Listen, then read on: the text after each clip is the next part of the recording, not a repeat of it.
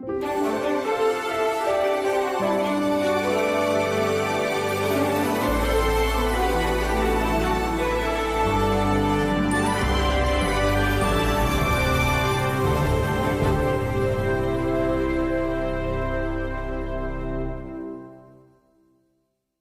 presencia de los vampiros en el cine se remonta a los primeros años del cine mudo, y ha evolucionado de tal manera que el conocimiento popular se basa sobre todo en las descripciones que en el cine se ha hecho sobre el mito del vampiro.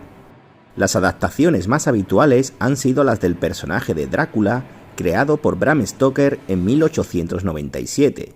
Ya un año antes, en 1896, el famoso director Georges Méliès realizó una historia de vampiros, estrenada con el nombre La Mansión del Diablo. A pesar de la gran popularidad que logró la novela, las siguientes películas nada tenían que ver con ella. En The Vampire de 1913, dirigida por Robert G. Vignola, aparecieron varias mujeres seductoras que fueron tratadas oficialmente como las primeras mujeres vampiro, y en la película A Fool There Was de 1915, con la actriz Sida Bara en el papel de la vampira, fue la siguiente, aunque esta cinta tenía muy poco de sobrenatural, siendo más bien una mujer fatal que lleva a un hombre a su perdición. La primera adaptación oficial sobre Drácula la tuvimos en el largometraje húngaro Drácula Halál de 1921. De esta película solo se conservan un par de fotos donde se observan los rasgos sobrenaturales del vampiro que fueron luego fuente de inspiración para otros proyectos. Un año después llegó Nosferatu, dirigida por Friedrich Wilhelm Murnau. Aunque fue una versión no autorizada del libro de Bram Stoker, el aspecto tan terrorífico del vampiro hizo historia y convirtió a la cinta en un título de culto, dejando imágenes dignas de la peor pesadilla. El murciélago de 1926 fue la primera cinta estadounidense que abordó el tema del vampirismo. Adaptación de una obra de teatro, el argumento gira en torno a una siniestra mansión donde un monstruoso murciélago comete una serie de asesinatos. La Casa del Horror de 1927 fue otra cinta muy popular dentro del cine mudo, aunque desgraciadamente no quedan copias, solo unas pocas fotos. El director de esta cinta fue Todd Browning, que en 1931 cambió para siempre el género de vampiros en el cine, con la primera versión sonora titulada Drácula. Con Bela Lugosi como el vampiro, esta cinta fue el comienzo de una de las sagas más importantes del séptimo arte, Los monstruos de la Universal. A raíz del éxito de Drácula, Universal Studios comenzó a producir más películas, la primera de ellas en 1936, secuela directa de la de 1931, aunque sin Bela Lugosi, La hija de Drácula. En ella aparece una vampira que busca una cura para su maldición. En 1943 se estrenó El hijo de Drácula, protagonizada por Lon Chaney Jr. En 1944 Drácula regresó en La Zingara y los monstruos, con John Carradine en el papel, y un año después con La mansión de Drácula, también con Carradine. Ya en 1948, Bela Lugosi hizo su último papel como Drácula en Abbott y Costello contra los fantasmas, en lo que fue una absurda comedia de terror, aunque muy querida con el paso de los años. El tratamiento que le dio Universal al personaje marcó época y sus películas se han convertido en clásicos absolutos dentro del género de terror. En los años 50, una productora creada 20 años atrás por un español y un británico, Hammer Films, irrumpió con fuerza en el género de terror. En 1958 realizaron Drácula con Christopher Lee como protagonista, presentando una nueva imagen más moderna y colorida. La interpretación de Lee fue tan exitosa que ha sido el actor que más veces ha interpretado a Drácula en la historia. Tras este inicio tan destacado, Hammer produjo 7 secuelas y otras películas de vampiros y monstruos. En la secuela directa de la cinta del 58 no aparece Lee ni Drácula. Las novias de Drácula de 1960, el vampiro lo interpreta David Peel.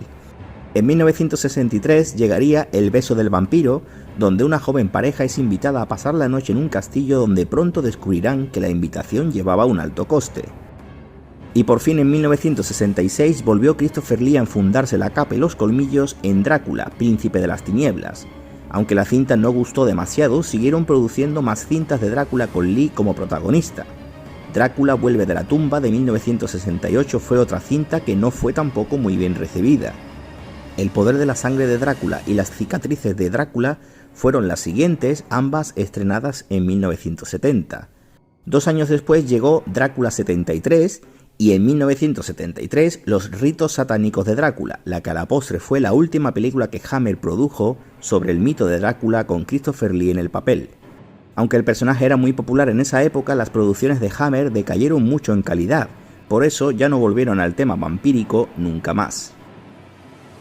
El misterio de Salem Slot fue una adaptación a modo de película episódica para la televisión de la novela homónima del maestro Stephen King, con el creador de La Matanza de Texas, Tobe Hooper, en la dirección. Con varios momentos impactantes, fue tal el éxito que tuvo que ser incluso reeditada como largometraje y tuvo también una secuela, aunque de mucho peor calidad.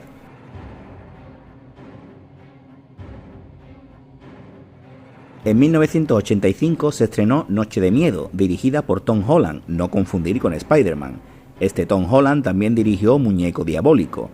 Noche de Miedo fue muy popular, que aunque tenía un tono cómico, revitalizó el mito del vampiro y consiguió que en la década de los 80 volviéramos a tener una serie de cintas muy interesantes.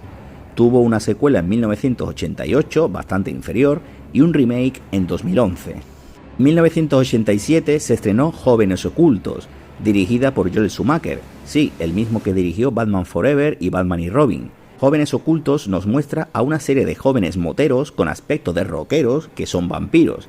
Así a priori la trama no es muy atractiva, pero la cinta se convirtió en película de culto y trajo tras ella 2 secuelas e incluso un cómic. La década de los 90 fue un periodo de renacer para el cine de vampiros y Francis Ford Coppola, director de El Padrino, nos regaló una joya de las que marcaron época, Drácula de Bram Stoker de 1992. Fue el estreno más esperado de este año, ya que aparte de Coppola tras las cámaras, contaba con un reparto espectacular, Keanu Reeves, Winona Ryder y Anthony Hopkins, aunque lo que asombró a todos fue la caracterización de Gary Oldman como el Conde Drácula. Clásico imprescindible en el cine de vampiros, tanto por su fidelidad a la novela como por su apartado visual, sin olvidar la genial banda sonora que compuso el polaco Wojciech Kilar.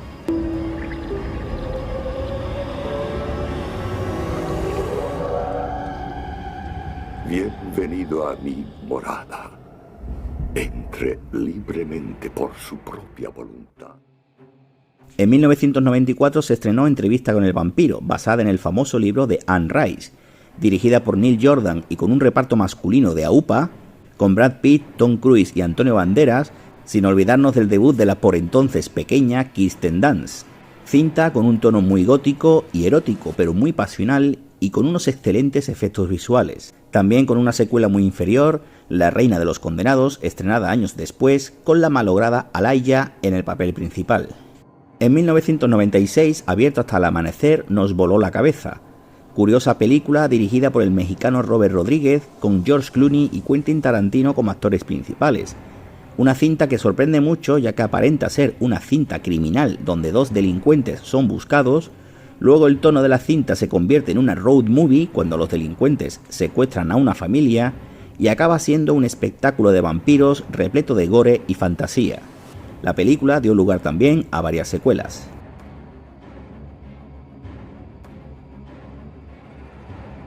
La década de los 90 la cerramos con un personaje de los cómics Marvel. En 1998 se estrenó Blade, personaje creado en las viñetas en los años 70.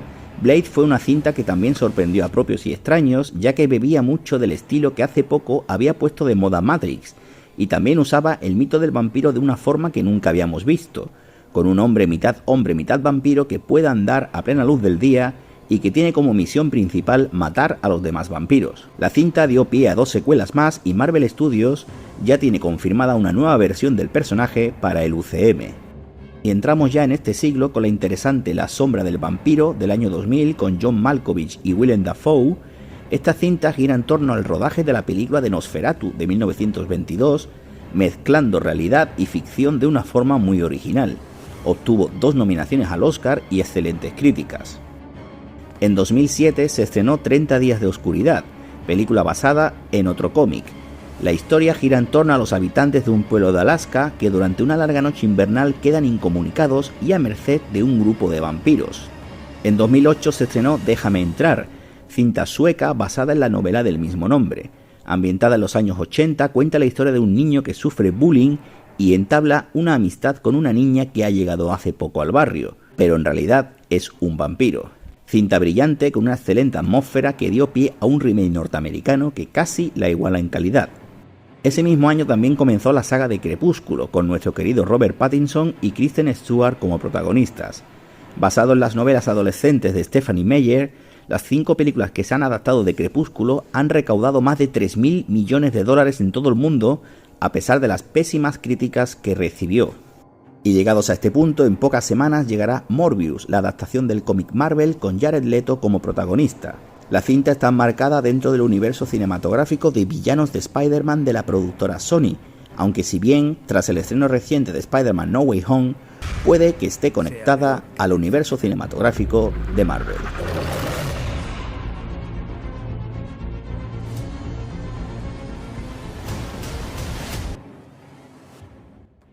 Denle al like, suscríbanse, activen la campanita para estar al día de los próximos vídeos, comenten para saber su opinión y compártanlo con sus amigos.